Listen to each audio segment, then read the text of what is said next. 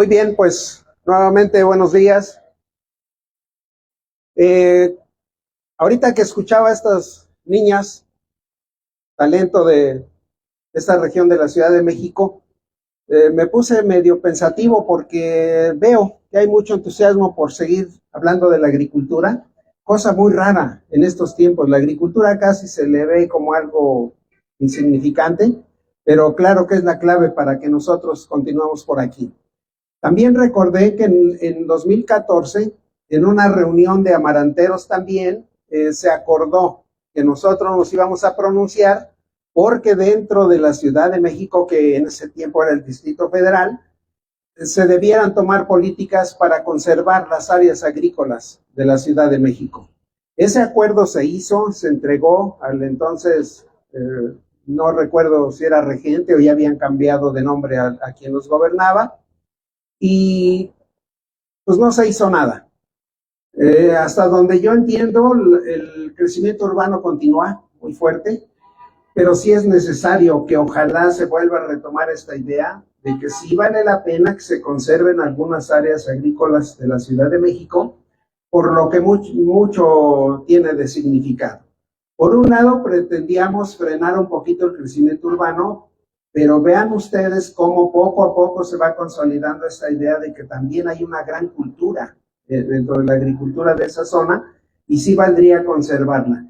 Incluso también la propuesta, ¿cuál era? Bueno, está bien, nos supondríamos a que sigan construyendo casas en las áreas agrícolas nada más por estar en contra. No, se planteaba que incluso se pudiera generar una ruta, así con este enfoque del turismo, una ruta del amaranto, donde se le mostrara al mundo desde cómo establecen los famosos chapines o los hacen los chapines, hasta cuando la llevan a la plantita al campo y obviamente hasta la cosecha y todo lo que ustedes han generado en cuanto a la transformación. Entonces vean que por ahí hay algo pendiente, conviene retomarlo y ojalá algún día la sociedad mexicana lo entienda, no es simplemente rollo por rollo, no, yo creo que tiene un gran significado tratar de conservar eso. Bueno, me invitaron a platicar algo aquí sobre el amaranto y bueno, se me ocurrió decir, bueno, ¿por qué no hablamos de la importancia del amaranto dentro de este concepto que ahora los políticos manejan mucho de la soberanía alimentaria? Veamos que son cosas muy diferentes. Parto en principio de la agricultura. Muchos de ustedes seguramente su origen lo tienen en alguna zona rural, algunos quizás ya nacieron aquí en la Ciudad de México, pero en el fondo lo que hay que entender es desde hace muchos años, nosotros éramos un pueblo solamente, prácticamente agrícola. ¿Me podría ayudar a cambiar la otra, por favor? Vean, por ejemplo, por ahí hay una imagen, la de arriba. Ahí estamos mostrando la población que existía ya a principios del siglo pasado. No pasábamos, creo que de 24 millones de habitantes. Y entonces la mayoría, recuerden, pues ese tiempo es tiempo de los hacendados. ¿Cuál era la actividad principal de ellos? Pues la agricultura, pero una agricultura completamente diferente a lo que ahora conocemos, basada principalmente en la mano de obra. Los grandes hacendados tenían la tierra, tenían los medios de producción y no estaban pensando en producir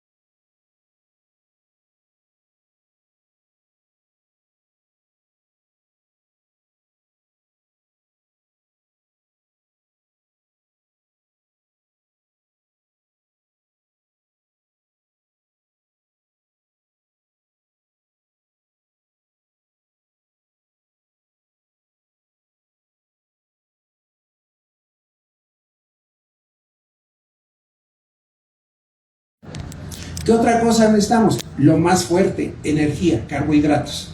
Esos carbohidratos que ahora les creemos que son el demonio, que son el responsable de la diabetes, cuando solamente es uno de los responsables, pero no es el único. Entonces los carbohidratos son fundamentales. ¿Qué nos dicen los que estudian eso? ¿Cuánto un organismo necesita de esas tres componentes? Pues al principio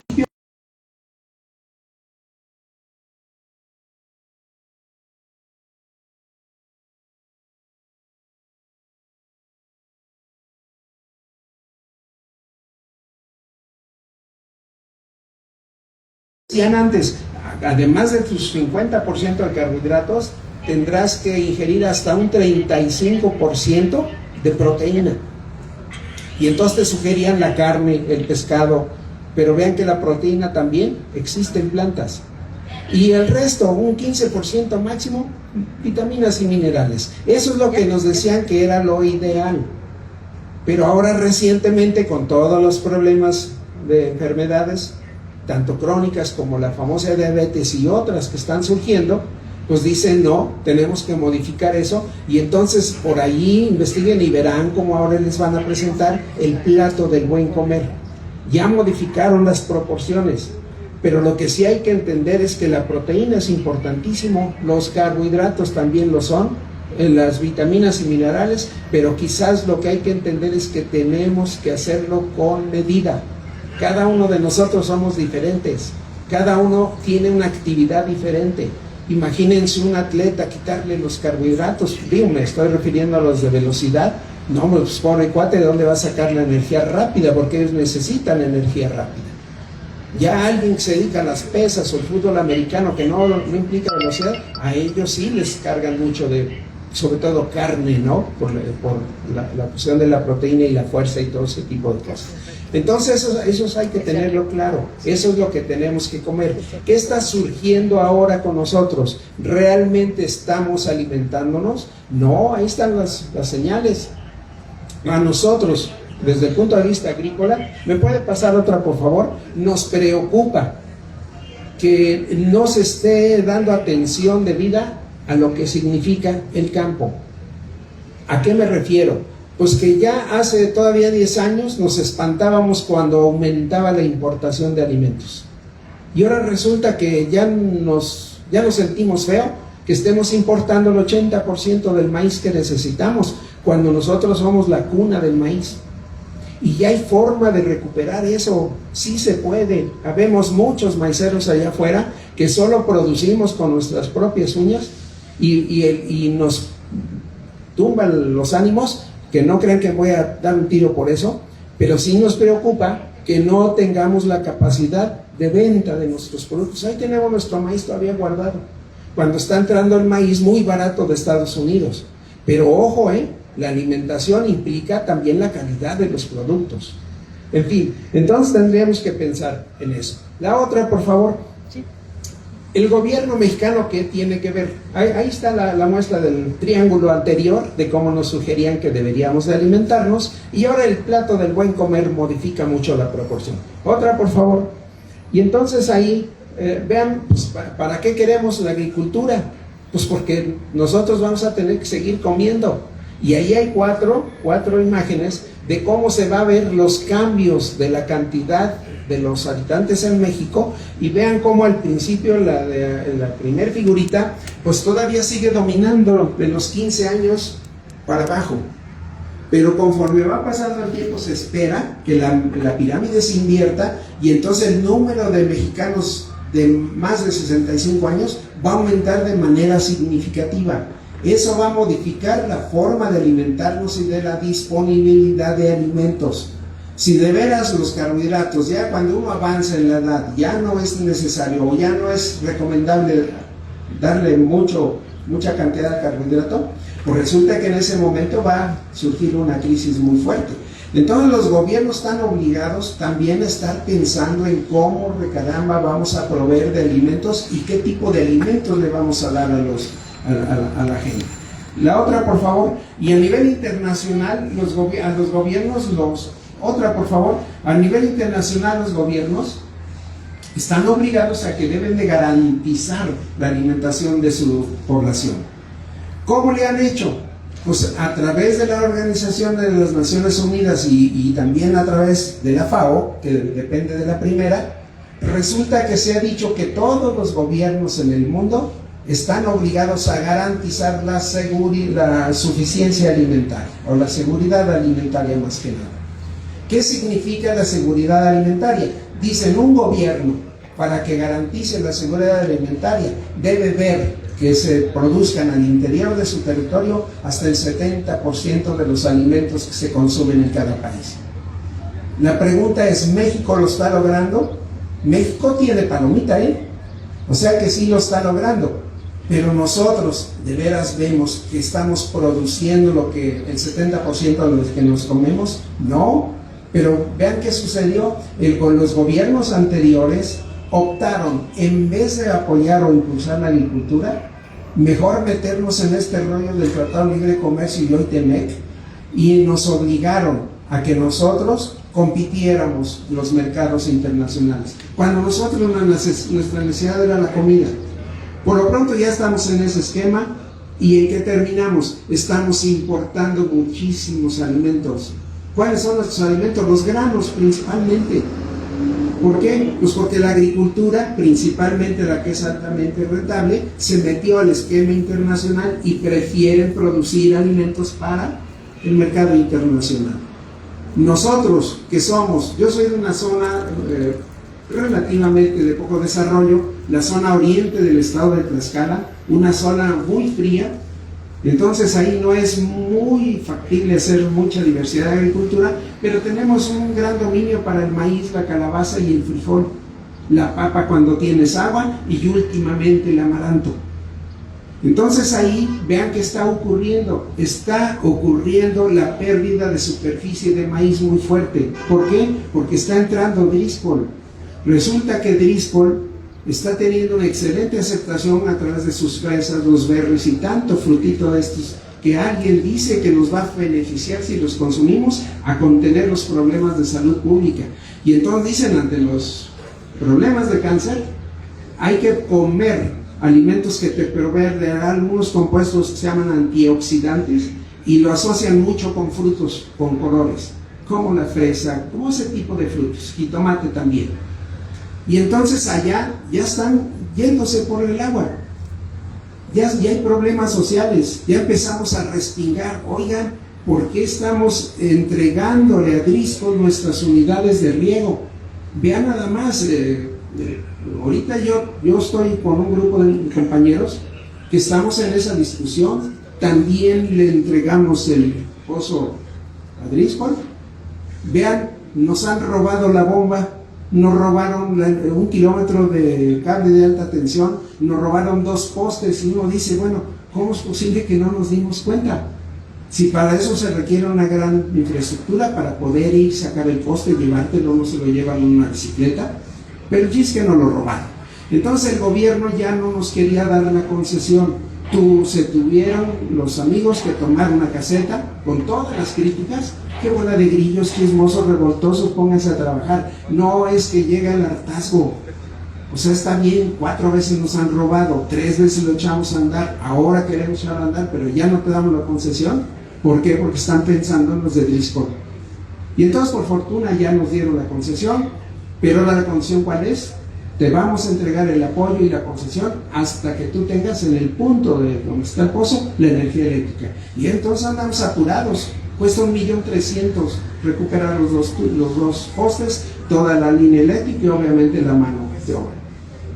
Andamos en apuros, andamos buscando quien incluso nos preste dinero, pero estamos empeñados. Pero ya surgió la tentación. Driscoll, ¿qué ofrece? Si quieren, lo pago. O yo echo a andar el pozo. Pero 100,000 pesos la hectárea de renta, me lo dejas durante 10 años y vámonos. Y vean, es una tentación recanija. Entonces ahí lo único que yo les digo a los cuates, híjole, pues yo no puedo aceptarlo, pero también, híjole, pues también, ¿cómo le vamos a hacer si nosotros no tenemos el dinero?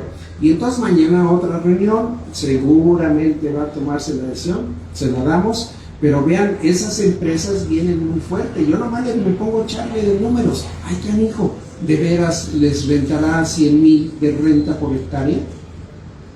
Yo la veo complicada, pero bueno, seguramente tienen algún ingreso. Aguas, todo eso está creciendo y lo único que significa, sí, agricultura, pero para cultivos altamente rentables, y no estamos descuidando en lo de grano. El gobierno mexicano tiene que tomar cartas en el asunto y promover e impulsar las áreas de granos básicos, si no, vamos a tener muchos problemas, ¿no? Entonces la agricultura es clave, de ahí es la fuente de alimentos y tendríamos que entrarle. La otra, por favor, el gobierno mexicano, ¿cómo le logró garantizar la seguridad alimentaria? Permitiendo que entrara Walmart. Vean lo que dice FAO, un gobierno está obligado a que cuando menos el 70% de los alimentos estén disponibles, pero generados en su territorio. Aquí lo que se interpretó es que el gobierno está obligado a que existan alimentos en los mercados y en los centros comerciales, sin importar si tienes dinero o no para comprar. Lo importante es que exista, y eso lo está cumpliendo. ¿Cómo lo cumplió? La entrada de Walmart muy fuerte. El primer compromiso eran pocas tiendas, y de momento recuerden que hay una investigación en Estados Unidos, o la hubo porque ahora terminaron, de que sospechan que hubo una gran corrupción en México para permitir que se establecieran 500 tiendas en todo el país, cuando en otros países del mundo nunca permitieron ni una sola tienda de Walmart. Ahora en este momento el dato se acercan a más de 750 tiendas, o al menos 750 tiendas. Vean, ya nos tienen el control también. En algún año Walmart reportó que distribuyó más o menos el 40% de las hortalizas que se consumen en México. Fue cuando la central de abastos de Iztapalapa protestó. Creo que al último, ¿cómo lo arreglaron? Pues que también los de Iztapalapa reciben producto ahora sí que del productor directo, y luego ellos también le surten a Walmart, comparten el negocio. Pero ¿eso qué significa cuando metes y metes y metes eslabones en la comercialización? Pues todo se va para arriba. Y entonces aguas con ese tipo de cosas. Sí se está cumpliendo la seguridad alimentaria. La otra, por favor, pero vean que el gobierno insiste en que vamos hacia la soberanía alimentaria. ¿Eso qué significa? Ser soberano es garantizar a ti mismo la disponibilidad de alimentos. Pero vean que en el caso de México es mucho más. ¿Puede cambiar otra, por favor? Entonces hay mucho más cosas metido en esto. La soberanía alimentaria, ¿qué implica? Ser autosuficiente. ¿Eso qué implica? Que produzcamos los alimentos que nosotros necesitamos adentro del territorio nacional.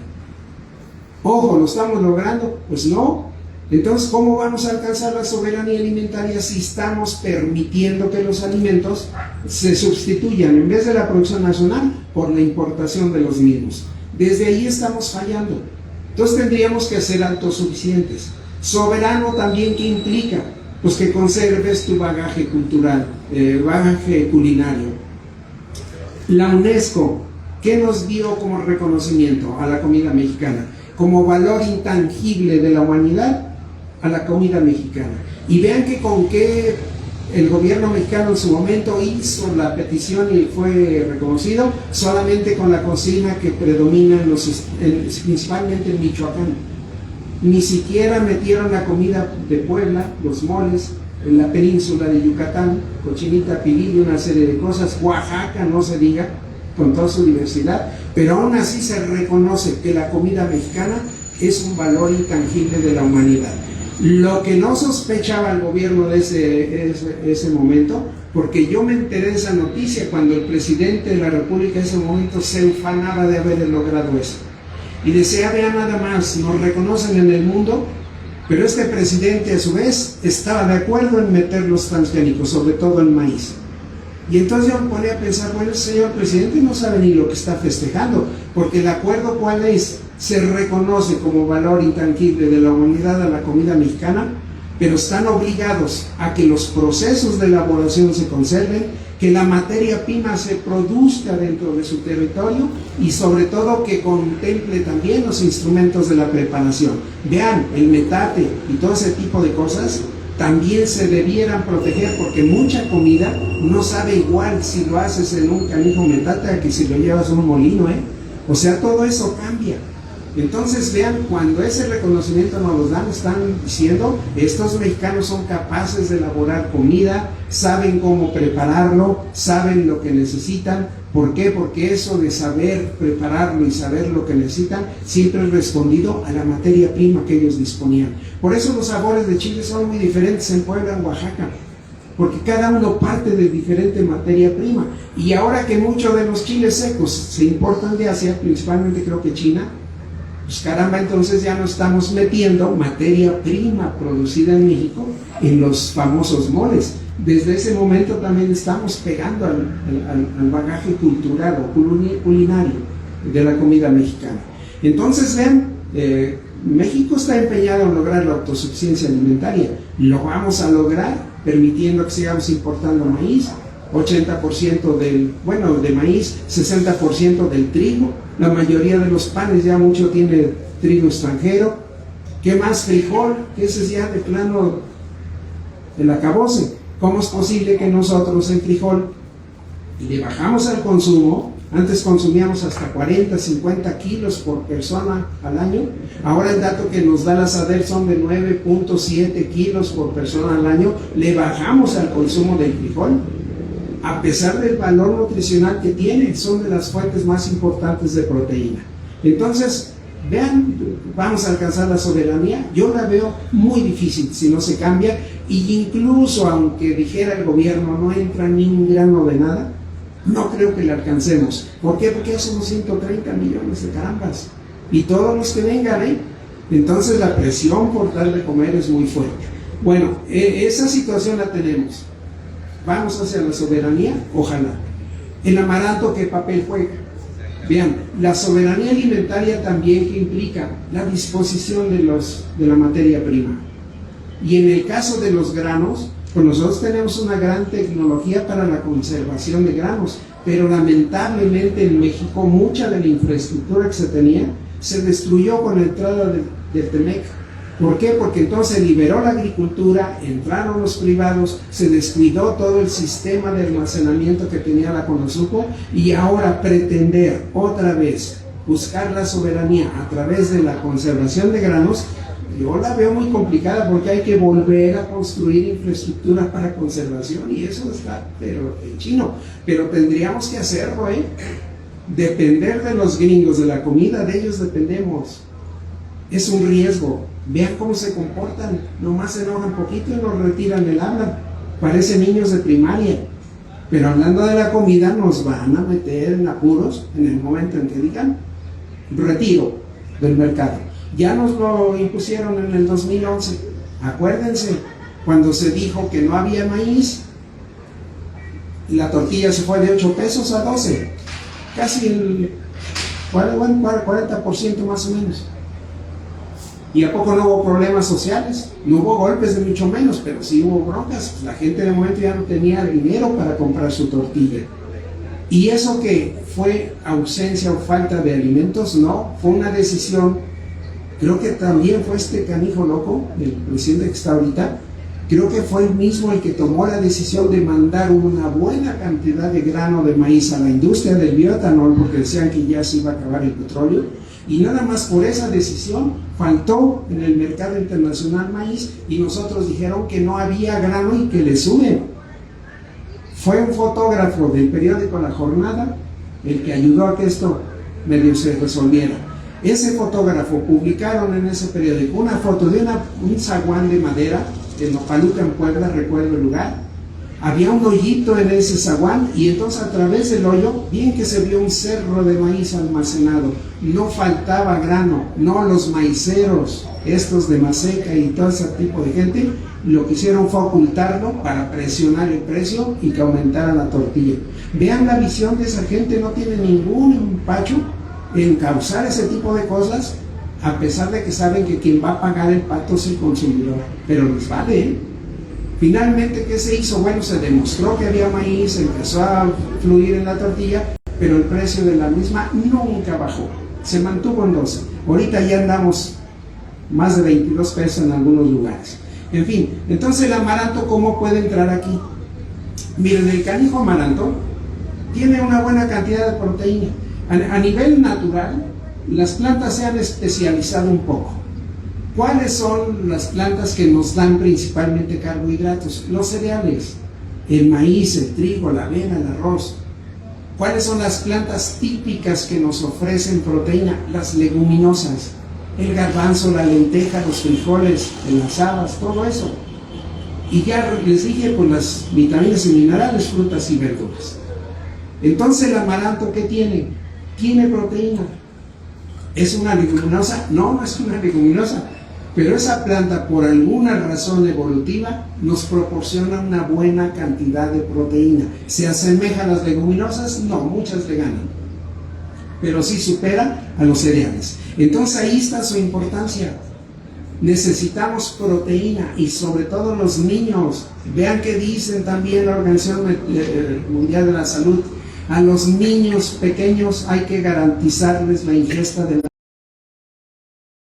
que no, incluso desde la gestación, y la madre que toma la decisión de serlo tiene la obligación de cuidar su alimentación para que el niño en desarrollo no tenga ningún problema. Por eso, aunque no es una obligación de ley, pero sí se sugiere que toda la persona que decida tener un hijo, me refiero a una mujer, debe de abastecerse de ácido fólico, que no tiene mucho que ver con la proteína directa, pero sí es un componente importante para el desarrollo del niño. Y entonces decía, por los primeros 5 años a fuerza leche, asegurarle al niño. Vean que empezaron a meter los modernos, pues que incluso amamantar no era bueno. Y varias muchachas se van con la finta, ya no le dan de comer al niño.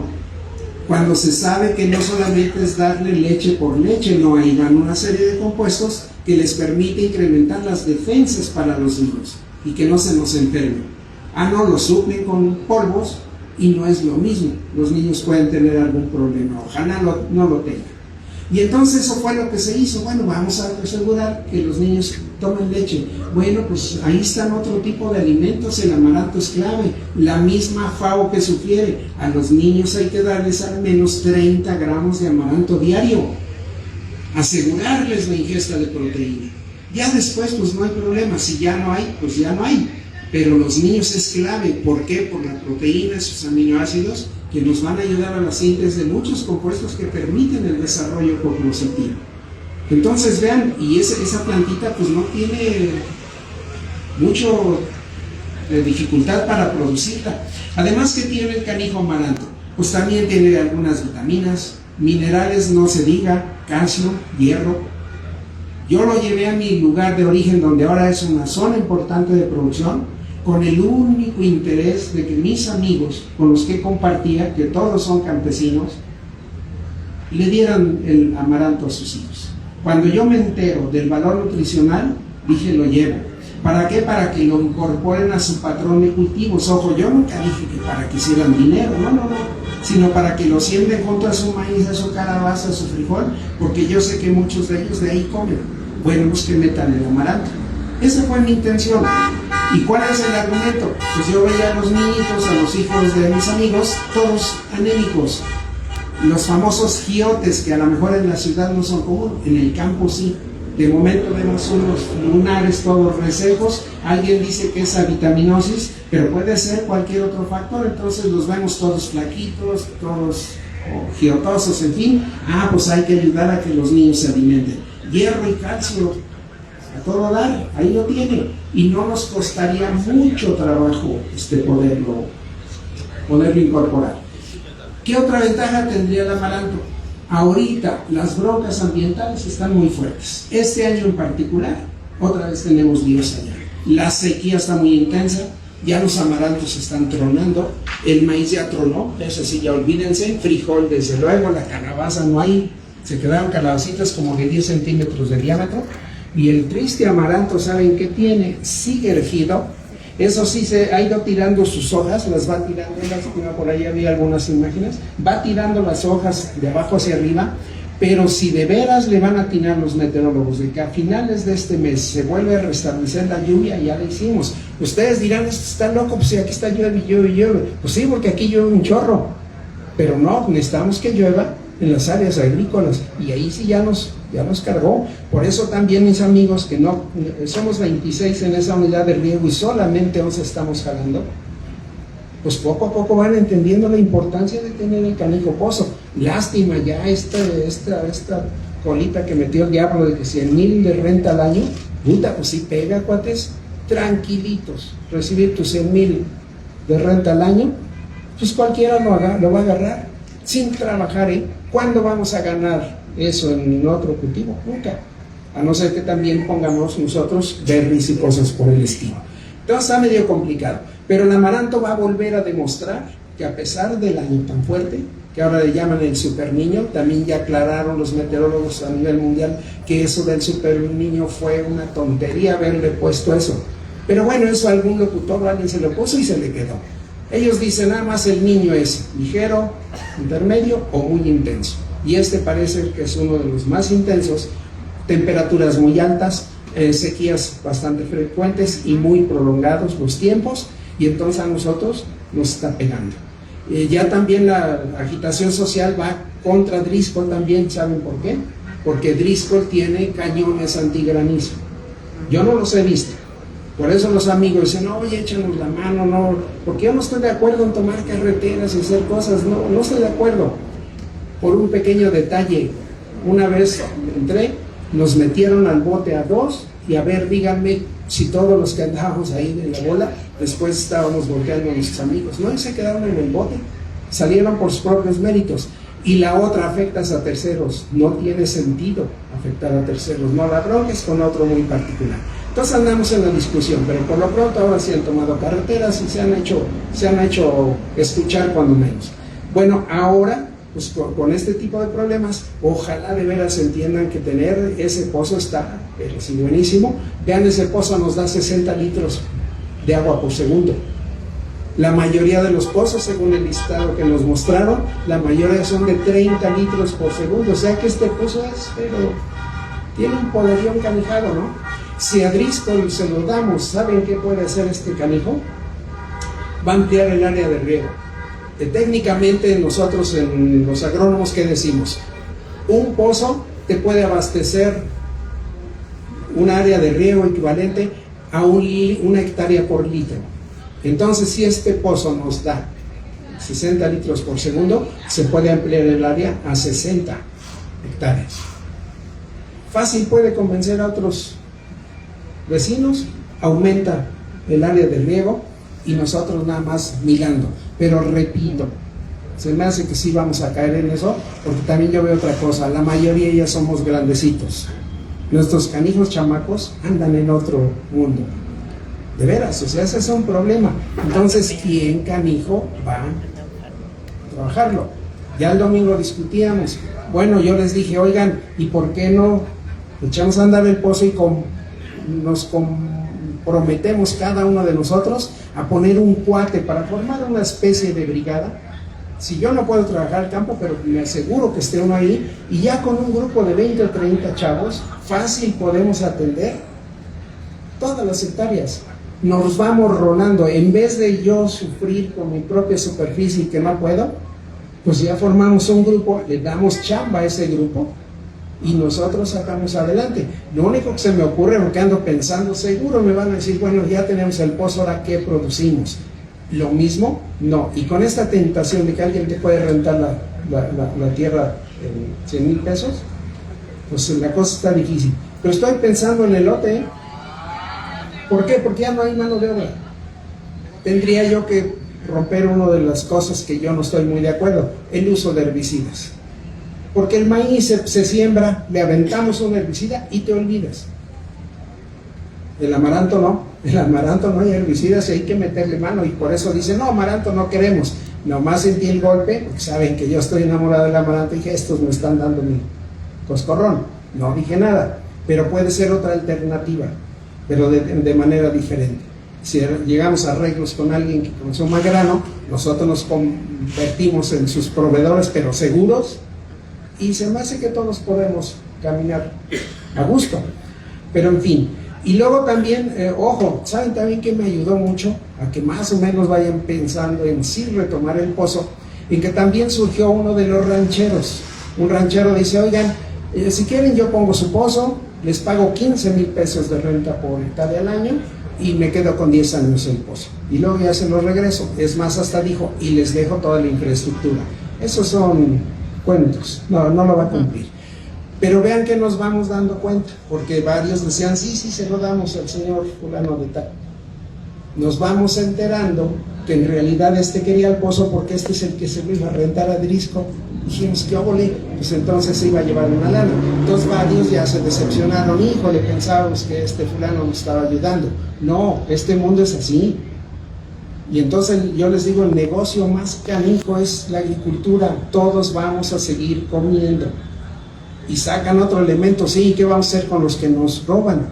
Sí, porque también ya los secuestros, o sea, te va bien y te surten unos.